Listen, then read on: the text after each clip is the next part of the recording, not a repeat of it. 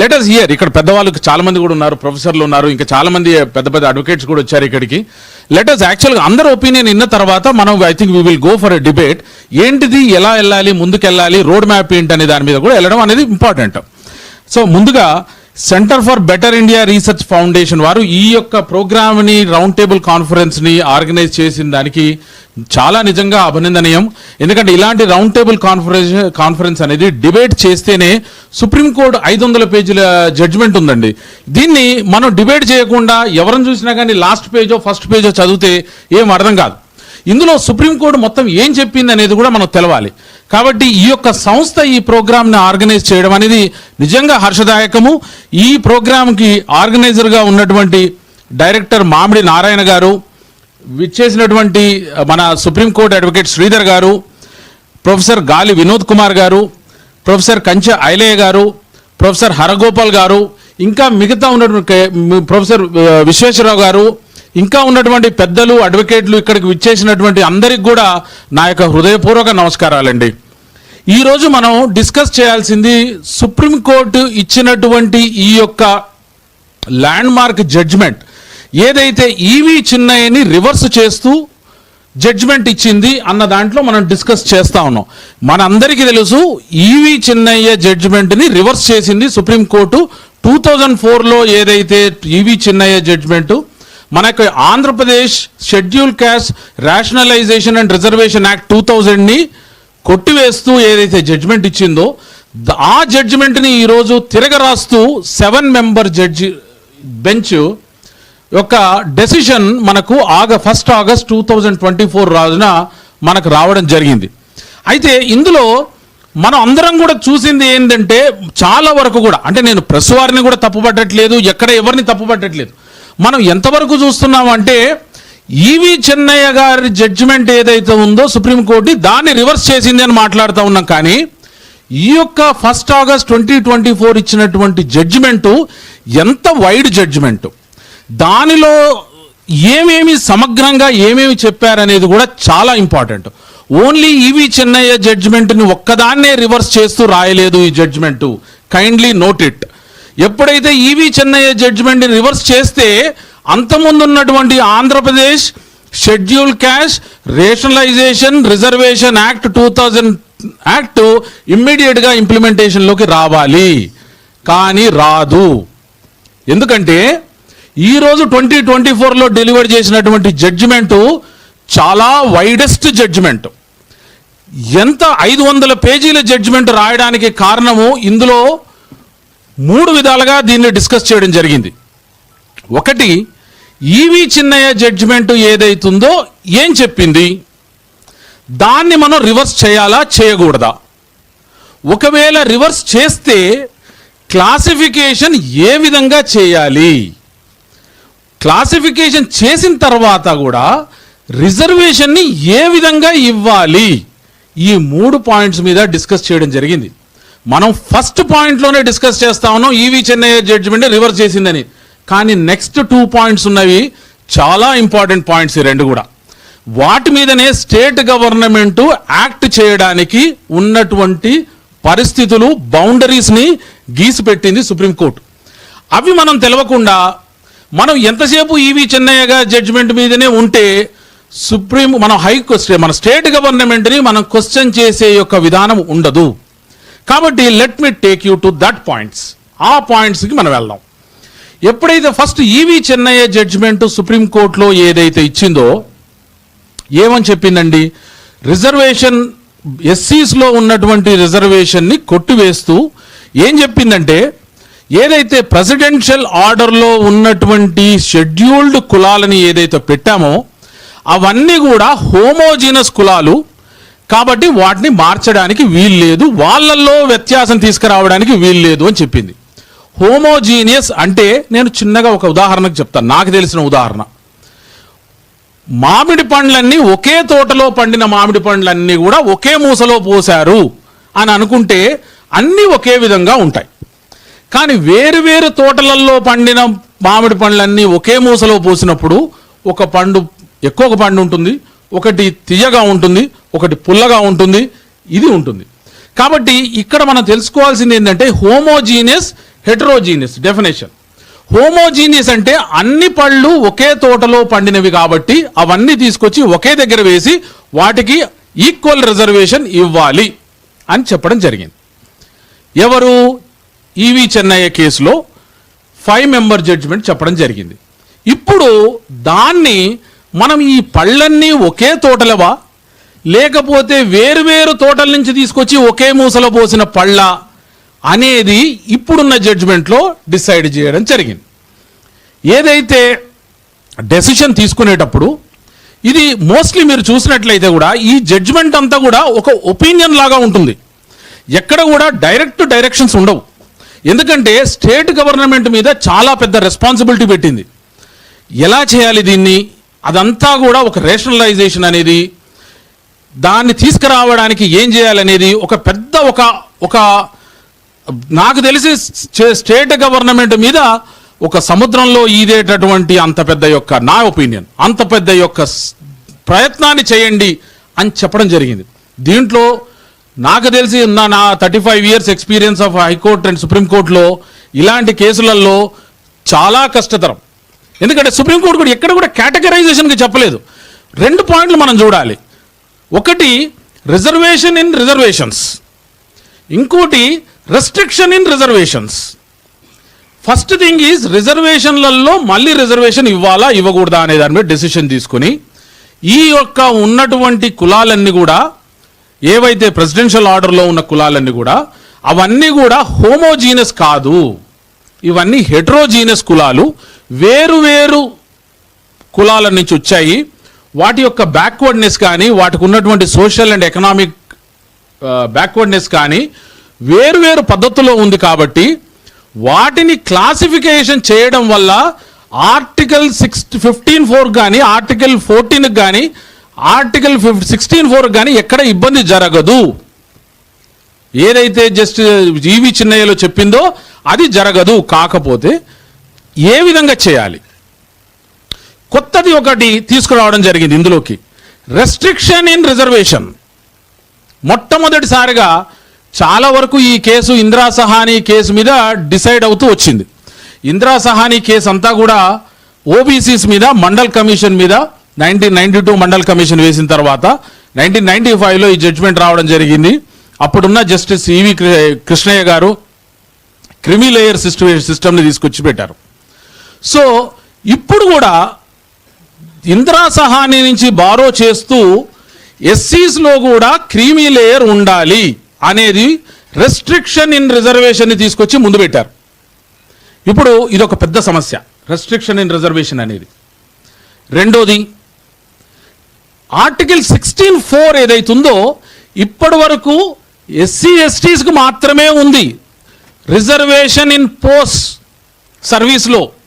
దాన్ని వైడన్ చేస్తూ అన్ని బ్యాక్వర్డ్ కులాలకు వర్తిస్తుంది అనే పాయింట్ని తీసుకొచ్చి ఇందులో పెట్టడం జరిగింది. ఇప్పుడు రాబోయేది ఏంటంటే ఎవరైతే ఓబీసీ కమ్యూనిటీస్ ఉన్నాయో వాళ్ళందరూ కూడా ఇప్పుడు దీన్ని ఛాలెంజ్ చేసి ఈ దాంట్లో చెప్పిన దాని ప్రకారంగా మాకు కూడా పదవుల్లో కానీ పోస్టులలో కానీ రిజర్వేషన్ కావాలి అనే దగ్గరికి ఈ యొక్క జడ్జిమెంట్ రాబోతా ఉంది. I think my friend Sridhar will also accept my point. ఆ యొక్క సిస్టాన్ని reservation in reservation and restriction in reservation అనే యొక్క 2 కొత్త ప్రిన్సిపల్స్ని తీసుకొచ్చి ఇందులో ఈ జడ్జిమెంట్లో పెట్టింది.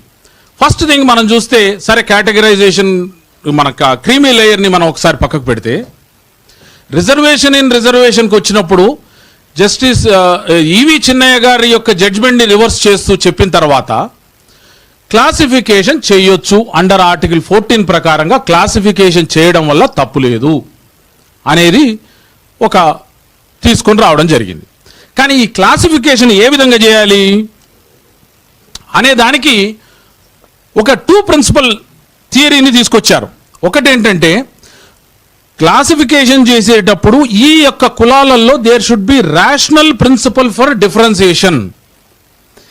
ఏదైతే డిఫరెన్స్ ఉందో ఈ కులాలలో ఒక కులానికి ఇంకో కులానికి ఏ డిఫరెన్స్ ఉన్నాయనేది స్టేట్ గవర్నమెంట్ గుర్తుపట్టి ఆ డిఫరెన్స్ని వాళ్ళ యొక్క డిఫరెన్స్ ఆ యొక్క రేషనల్ ఏదైతుందో రేషనల్ ప్రిన్సిపల్ అది ఈ క్లాసిఫికేషన్ నెక్సస్గా ఉండాలి. 2, ఒకటి రేషనల్ ప్రిన్సిపల్ని గుర్తుపట్టాలి. నెంబర్ 2, ఆ rational principle should be nexus with the difference. వాళ్ళ మధ్యలో ఉన్న డిఫరెన్స్కు నెక్సస్ ఉండాలి, అనుసంధానమై ఉండాలి. ఉన్నప్పుడే ఆ కులాలు డిఫరెంట్గా ఉంటాయి. మనం ఆ రోజున ఆంధ్రప్రదేశ్ రిజర్వేషన్ యాక్ట్, షెడ్యూల్ కులాలలో రిజర్వేషన్ యాక్ట్ తీసుకొచ్చిన రోజున ఒకటి పాపులేషన్ బేస్ మీద, ఇంకోటి కొద్దిమంది చదువుకున్నారనే బేస్ మీద తీసుకురావడం జరిగింది. ఏదైతే మాలల్లో ఆ రోజున 10% చదువుకున్నారు, మాదిగల్లో 5% చదువుకున్నారు. ఆ తర్వాత 1971 వరకు వచ్చేసరికి మాలలు 12% చదువుకున్నారు, మిగతా వారు 7% చదువుకున్నారు అని చెప్పడం జరిగింది. కానీ ఈ యొక్క సిద్ధాంతం ఏదైతే ప్రిన్సిపల్ ఉందన్నదో, కానీ 100% చదువుకున్నారు మాలలు అని చెప్పలేదు. ఎక్కడ మాదిగలు 50% చదువుకున్నారని చెప్పలేదు. ఎంత చదువుకున్నా ఈ కులాలన్నీ కూడా 10%, 5%లోనే ఉన్నాయి తప్ప అన్నీ కూడా ఫుల్ ఎడ్యుకేషనల్ ముందుకు రాలేదు అనేది ఆ రోజున గుర్తించడం జరగలేదు. అదేవిధంగా కొన్ని కులాలని ఆ రోజు రిజర్వేషన్ 1%, 7%, 6% అండ్ 1% ABCDలుగా చేయడం వల్ల 1%లో ఉన్నటువంటి కొన్ని కులాలు ఆల్రెడీ అడ్వాన్స్డ్ స్టేజ్లో ఉండి సర్వీస్లో కానీ వాటి అడ్వాన్స్డ్ స్టేజ్లో ఉండడం జరిగింది. లాస్ట్ D గ్రూప్లో ఉన్న 1% వాళ్ళు, కొన్ని కులాలు అధిక మొత్తం మీద ఉండడం జరిగింది. సో ఈ రేషనల్ ఏదైతుందో కరెక్ట్గా చేయలేదు. ఆ రేషనాలిటీ అనేది కూడా కరెక్ట్ లేదనేది కూడా ఈ జడ్జ్మెంట్లో కూడా డిసిషన్ తీసుకోవడం జరిగింది, చెప్పడం కూడా జరిగింది ఇందులో కూడా వెరీ క్లియర్గా. కాబట్టి ఈరోజు ఆ యొక్క ABCD గ్రూపులు యాజ్ ఇట్ ఈజ్గా వస్తాయి అని అనుకోవడము ఎట్టి పరిస్థితిలో కాదు. అది రాలేవు కూడా, రావు కూడా. కానీ ఇప్పుడు రావాల్సింది ఏంటంటే నెంబర్ 1, మళ్ళీ ఈ యొక్క ప్రెసిడెన్షియల్ ఆర్డర్లో ఉన్నటువంటి కులాలన్నింటిలో కూడా నెంబర్ 1 బ్యాక్వర్డ్నెస్ చూడాలి. బ్యాక్వర్డ్నెస్ ఏ విధంగా చూడాలి? ఒకప్పుడు ఏదైతే స్టడీ బ్యాక్వర్డ్నెస్ పాపులేషన్ చూశారు, that is not the criteria. Now they have told number 1 social backwardness ఏ కులాలలో ఉన్నది. నెంబర్ 2 మెటీరియల్, అంటే ఎకనామికల్గా ఏవైనా కులాలు ఇందులో ఉన్నాయి, బాగున్నాయా. నెంబర్ 3 ఇంటలెక్చువాలిటీ, ఎడ్యుకేషనల్గా వీళ్ళు ముందుకు ఉన్నారా ఏ కులాలన్నా. So this is the parameter. First parameter బ్యాక్వర్డ్నెస్కి వచ్చేసరికి ఈ యొక్క 3 చూడాలి. బ్యాక్వర్డ్నెస్లో సోషల్, మెటీరియల్ అండ్ ఇంటలెక్చువాలిటీ, ఈ 3 చూసినప్పుడే బ్యాక్వర్డ్నెస్ ఉన్నారు అనేది డిసైడ్ చేయాలి. This should be a rational principle. And సబ్సిక్వెంట్గా నెంబర్ 2 ఏదైతే రేషనల్ ప్రిన్సిపల్ని చెప్పారో, very clearly inadequate representation in the state service, ఇది కూడా చూడాలి. ఇన్అడిక్వేట్ రిప్రజెంటేషన్ అంటే ఎక్కడైతే ఏ కులాలు కానీ స్టేట్ గవర్నమెంట్ సర్వీసులో తక్కువ ఉన్న వాళ్ళకు కూడా తీసుకొచ్చి ఈ 2 బ్యాక్వర్డ్నెస్ని, ఇన్అడిక్వేట్ రిప్రజెంటేషన్ ఉన్నటువంటి కులాలని ఈ యొక్క పారామీటర్ని క్లబ్ చేస్తూ ఒక రేషనల్ ప్రిన్సిపల్ని క్రియేట్ చేసి దాని ప్రకారంగా రిజర్వేషన్ని క్లాసిఫికేషన్ కానీ రిజర్వేషన్ టు ద క్యాస్ట్ కానీ చేయాలి అనేది సుప్రీంకోర్టు చెప్పినటువంటి ఒక పెద్ద భారం ఇది స్టేట్ గవర్నమెంట్ మీద. అదే కాకుండా ఈ రేషనలైజేషన్ చేసిన తర్వాత స్టేట్ గవర్నమెంట్ చేయబోయే రేషనలైజేషన్ ఏదైతుందో that is judicial, subject to judicial review అని వెరీ క్లియర్గా చెప్పింది.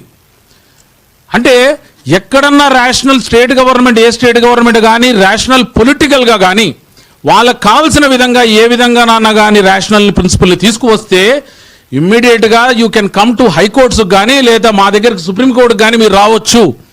వచ్చిన తర్వాత మేము డిసైడ్ చేస్తాం ఆ రేషనల్ ప్రిన్సిపల్ కరెక్టా కాదా అనేది చెప్పడం కూడా ఇదే జడ్జిమెంట్లో జరిగింది. ఇంత డీటెయిల్గా చెప్పడం జరిగింది. ఆ తర్వాత రేషనల్ ప్రిన్సిపల్ చేసిన తర్వాత స్టేట్ గవర్నమెంట్ కావాల్సింది ఏంటంటే రిజర్వేషన్ని ఏ విధంగా అమలు చేయాలి. దెన్ 3 ప్రిన్సిపల్స్ చెప్పారు. ఒకటి, ఏదైనా డౌన్ ట్రాడెన్ కమ్యూనిటీ ఉంటే వాళ్ళకు అడ్మిషన్స్లో కానీ రిజర్వేషన్స్లో కానీ ఫస్ట్ ప్రిఫరెన్స్ ఇవ్వచ్చు.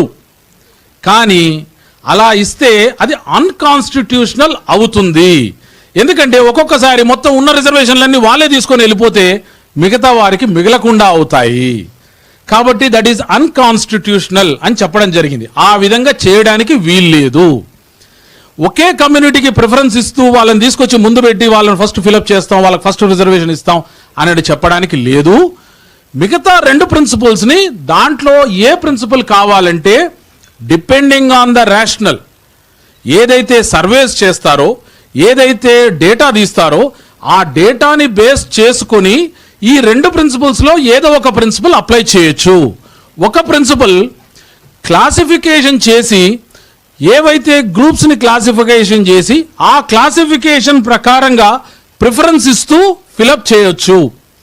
కొన్ని కులాలను తీసుకొచ్చి ABCD లాగా పెట్టి ఏలో ఇంత ఫస్ట్ ప్రిఫరెన్స్ ఇచ్చి వాళ్ళకు 10% ఫిలప్, తర్వాత వాళ్ళకి ఇంకో 20% ఫిలప్, అలా చేయడం కూడా ఒక పద్ధతి.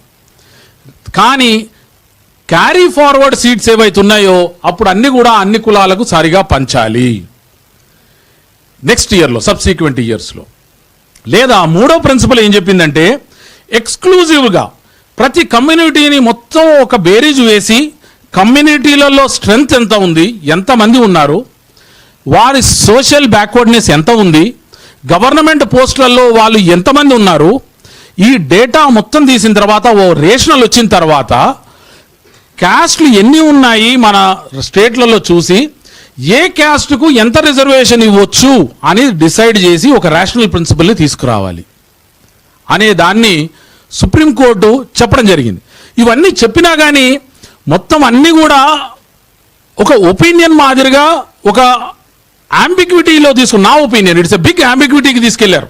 ఎందుకంటే ఈ యొక్క ఇంత పెద్ద సమస్యని సుప్రీంకోర్టు దాన్ని కరాఖండిగా డిసైడ్ చేయకుండా మళ్ళీ తీసుకొచ్చి స్టేట్ గవర్నమెంట్ మీద ఈ రేషనల్ ప్రిన్సిపల్ని ప్లేస్ చేసి వాళ్ళనే చేయడం వల్ల ఐ థింక్ మళ్ళీ దానికి ఒక జ్యుడిషియల్ రివ్యూ పెట్టి దాన్ని మళ్ళీ మీరు రావచ్చు మళ్ళీ కోర్టుకు అని చెప్పడం వల్ల ఐ థింక్ ఈ జడ్జిమెంట్ ఏదైతుందో నా పర్సనల్ ఒపీనియన్ ప్రకారంగా ఇది దీని తర్వాత కూడా మళ్ళీ జడ్జిమెంట్లు వస్తాయేమో అని నాకు పర్సనల్గా అనిపిస్తూ, సో ఈ యొక్క జడ్జిమెంట్ని ఏదైతే చేశారో దాన్ని బేస్ చేసుకుని ఈ రోజు వరకు ఉన్నటువంటి ఏదైతే జడ్జిమెంట్ ఉందో దీన్ని మన స్టేట్ గవర్నమెంట్ కూడా వే ఫార్వర్డ్ ఎలా అంటే దీంట్లో ఉన్నటువంటి పాయింట్స్ అన్నిటినీ కరాఖండిగా ఈ విధంగా బౌండరీస్ ఉన్నాయి, ఈ విధంగా ఉన్నాయి అనేది మన ఈ రౌండ్ టేబుల్ కాన్ఫరెన్స్ తర్వాత ఒక నోట్ లాంటిది కానీ ఈరోజు ఉన్నటువంటి 1 మ్యాన్ కమిషన్ కానీ మన సీఎం గారికి కానీ ఒక నోట్ లాంటిది మనందరం సమర్పిస్తే I think that would be relevant and government కూడా దీంట్లో ఉన్న పాయింట్స్ అన్ని కూడా తెలుస్తాయని నా యొక్క విన్నపము. అదేవిధంగా నాకు ఈ అవకాశాన్ని ఇచ్చినటువంటి పెద్దలందరికీ కూడా హృదయపూర్వక నమస్కారాలు.